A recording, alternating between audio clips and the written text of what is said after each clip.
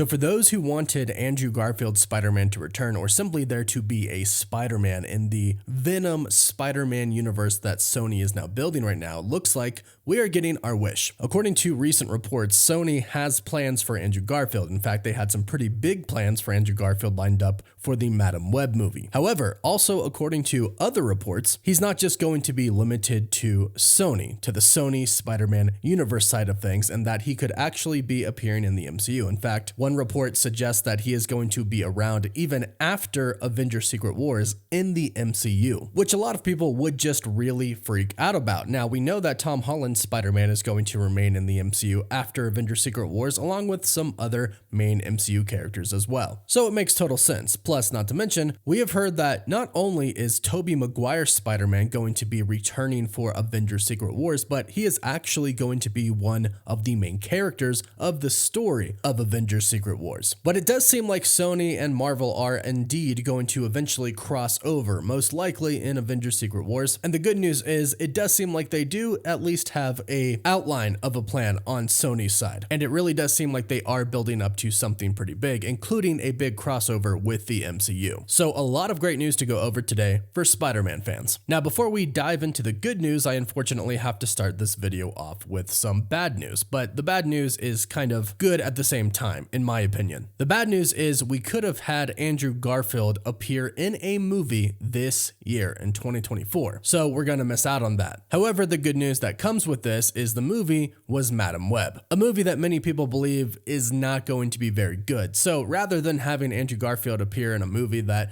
is probably going to be a lot like the other Sony Spider-Verse movies that we've seen, they're saving him for hopefully something better. So like I said, bad and good, give and take, win and lose. I'd rather see him appear in a really epic way like in Venom 3 than to see him play kind of a small part in another movie that might not be so good. This news is coming from the insider Jeff Snyder on the Hot Mic podcast, where he stated Sony wanted Andrew Garfield to be the Spider-Man of Madam Web, then changed plans to Tom Holland, then realized they did the timeline wrong, so they reshot and removed everything referencing Spider-Man and a particular year, which is really, really interesting on a few different levels. One, and not to talk too badly about Sony, but they wanted to do this, but then realized that they got it wrong. I'm sorry, it seems like a very Sony Spider-Man thing to do at this point. With all of the films that we've had so far, it just seems like they kind of don't really have, or at least before, didn't really have a well flushed out plan. Something else that is pretty interesting is that they wanted Tom Holland. The reason that's kind of interesting and a little bit confusing is because Marvel Studios for the first Venom film did not want Tom Holland to appear in that film. Sony did. In that disagreement, Marvel Studios won since Tom Holland was the Spider-Man of the MCU. Marvel said they didn't want him to appear in Venom because they didn't want the audience to confuse the universes. They didn't want people to think that Tom Holland's Spider-Man was in the Venom universe. Now, since then, we know that a lot has happened with Marvel Studios and Sony, and it does seem like they are playing really, really nicely with each other right now. And we know that contracts can be renewed, and we know that, in fact, they have reached a new contract. In fact, we know that Tom Holland himself has recently signed a new contract as well. So it's definitely possible, but I still find it interesting that Sony would want Tom Holland and not Andrew Garfield when it seems like the plan is to have Andrew Garfield appear in the Sony Spider-Man universe more often than Tom Holland. However, moving forward, we do know that Sony and Marvel Studios have plans to cross over. In fact, this has basically already happened in the post-credit scene of Venom Let There Be Carnage and the post-credit scene of Spider-Man No Way Home. A lot of people, including myself at first, just thought that, well, both of these credit scenes were made specifically to get a symbiote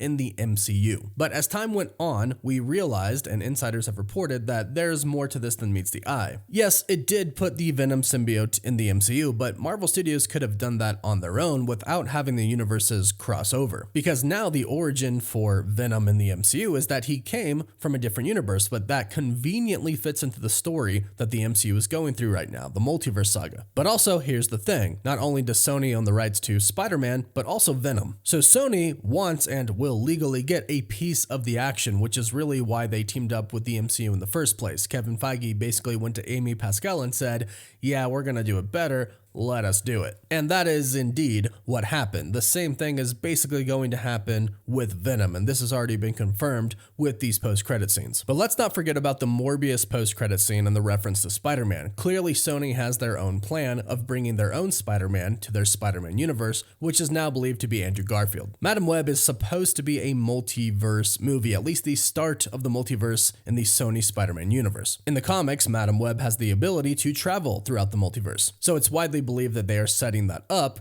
with Madam Web. So them wanting Tom Holland in the movie doesn't mean that they don't want Andrew Garfield to appear in other movies. Tom Holland could simply be the Peter Parker Spider-Man that we know from the MCU. So this would have been really kind of the second or third step in the universes crossing over. And there have been really, at this point, many steps to make that happen. Spider-Man No Way Home showed us, all of the villains from the other Spider-Man universes owned by Sony, plus the other Spider-Man were there as well. Then the post-credits for Morbius, Venom 2, and Spider-Man No Way Home. Clearly, there's a plan here. And like I mentioned in the beginning, the plan goes beyond the multiverse saga, which is incredibly interesting, and we'll talk about that in just a bit.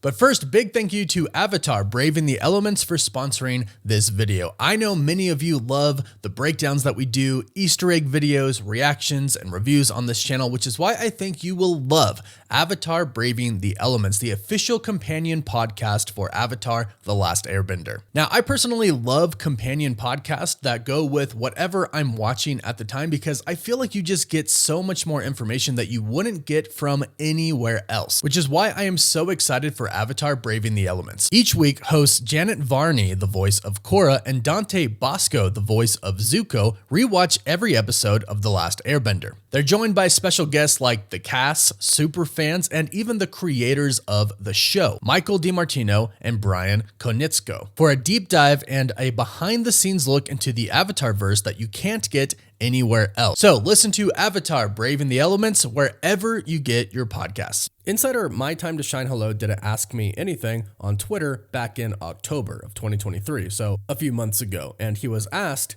any plans for Garfield Spidey post reboot, in which she replied, yes. Then was asked a follow-up to the Garfield question, is Andrew himself on board or is it still a work in progress sort of deal, in which she replied with, he is on board. So Andrew Garfield Spider-Man seems to be here for the long term. But some people have asked, well, how exactly is this going to work? Well, with the reboot, remember it's a soft reboot, I believe everyone is going to be very well aware of the multiverse. And I think multiverse travel might even be pretty possible and maybe even common post reboot, which would make for quite an interesting Marvel Cinematic Universe. But more importantly for Sony, that opens up a lot for them, like for Spider-Man, the one being used in the MCU, Tom Holland's, being able to go into their universe without it really being that big of a deal. And remember, they set this up with the post-credit for Venom, Let There Be Carnage. We can assume that the events of Spider-Man No Way Home are what brought Venom to the MCU and then pushed him back to his universe, but whatever the events may be, even if those aren't what actually made it happen, it's very clear that that event that brought Venom to the MCU and then back happened in both the Sony Spider-Verse and the MCU. This is what is setting up the big crossover. Plus, not to mention, it is widely believed that Sony is planning for some type of Spider-Geddon storyline where a bunch of different Spider-Man variants come together in a live-action movie. And again, if you look back based on everything we've talked about today, we can see how they are indeed setting something like that up. Now, as far as why they didn't use Tom Holland because the story year was off, well, it's pretty much been proven at this point that Madam Web is going to take place in the year 2003, based off of what we have seen from the trailer. In the trailer, we can see a billboard that is a Calvin Klein display that was shown in real life in New York City in 2003. We also see a man reading a newspaper that's an article about the legend Gary Carter being inducted into the Hall of Fame. This happened in real life in 2003. And one of the biggest ones is that a set photo from Madam Web shows a banner for Beyonce's 2003 debut album, Dangerously in Love. So Andrew Garfield's Spider-Man or Tom Holland's Spider-Man Spider-Man would not be Spider-Man here. The Amazing Spider-Man came out in 2012, then Tom Holland's Spider-Man was way after with Civil War in 2016. So if any Spider-Man were to show up, it would definitely be Tobey Maguire's Spider-Man since the timeline would line up then. Tobey Maguire's first Spider-Man film released in 2002, and it does seem like with Ezekiel Sims and Madam Web, they are indeed going to tie in a bunch of different timelines and a bunch of different Spider-Man, so I would not be surprised if Tobey Maguire's Spider-Man has a cameo in this movie, especially since we learned that they wanted Andrew Garfield and then they wanted Tom Holland. Now, I know they wanted Tom Holland just so they could get him in the film,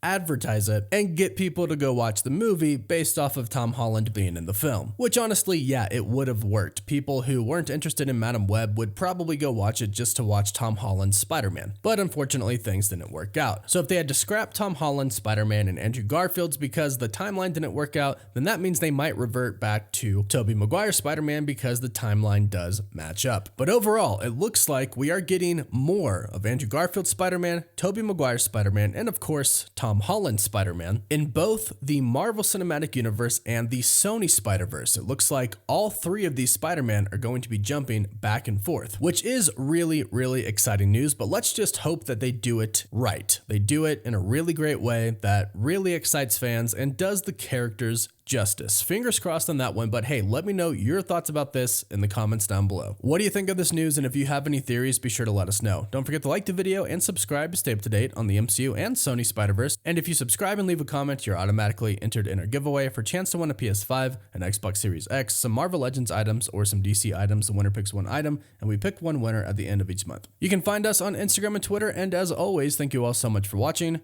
Woof woof.